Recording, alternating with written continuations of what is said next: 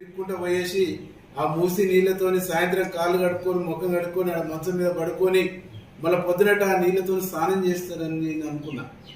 కానీ మూసీలో సాయంత్రం 5 గంటల నుంచి 7 గంటల వరకు ఈగల కంటే లావు ఉన్నటువంటి దోమలు, భయంకరమైనటువంటి దోమలు లేస్తాయి. ఆ దోమలు భయంకరంగా కలుస్తాయి, భయంకరమైనటువంటి స్మెల్ వస్తుంటుంది. నువ్వు ఎన్ని గంటలకు ఎంటర్ అయిన వాడికి ఆ ఈగలు దోమలు 7 గంటలకు దోమలు వచ్చేసి 7 గంటల దాకా అక్కడ తిరిగి 7 గంటల తర్వాత దోమల రద్దీ కొంచెం తగ్గుద్ది.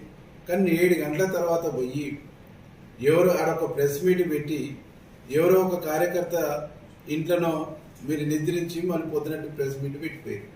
మీరు తీర్థయాత్రకు పోయినట్టు పోయిన తప్ప అక్కడ ప్రజల సమస్యలు తీర్చడానికి మీరు పోలేదు. నిజంగా మీరు ప్రజల సమస్యలు తీర్చేటోళ్ళు అయితే 24 అవర్స్ మూసి నీళ్లతోనే మీరు ఎట్లాగా కేటీఆర్ ఎస్టీపీలు పెట్టేసి నీళ్లను శుద్ధి చేసిందని చెప్పేసి బాటిల్లో చూపిస్తున్నారు.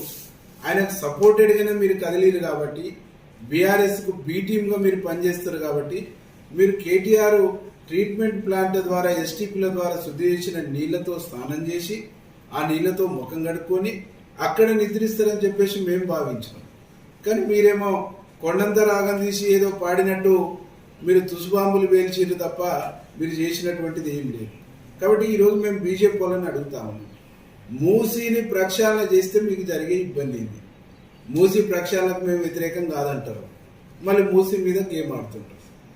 జిహెచ్ఎంసీ ఎన్నికలు త్వరలో వస్తాయని చెప్పేసి జిహెచ్ఎంసీ ఎన్నికల కోసం మీరు ఆడుతున్నటువంటి గేమా, లేదు మూసీ ప్రక్షాళన జరగొద్దనేటువంటిది మీ పార్టీ విధానమా, మూసీ ప్రాంత ప్రజలు గట్లనే ఉండాలనేటువంటిది మీ పార్టీ నిర్ణయమా, లేదు నల్గొండ జిల్లా ప్రజలకు మూసీ ప్రక్షాళన మంచినీళ్లు రావద్దు అనేటువంటి నిర్ణయమా?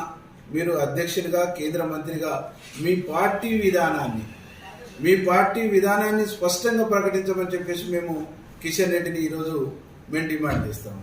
నిజంగా నీకు మూసి ప్రక్షాళన వద్దు అంటే వద్దు అని ప్రకటించు, కావాలంటే కావాలని ప్రకటించు.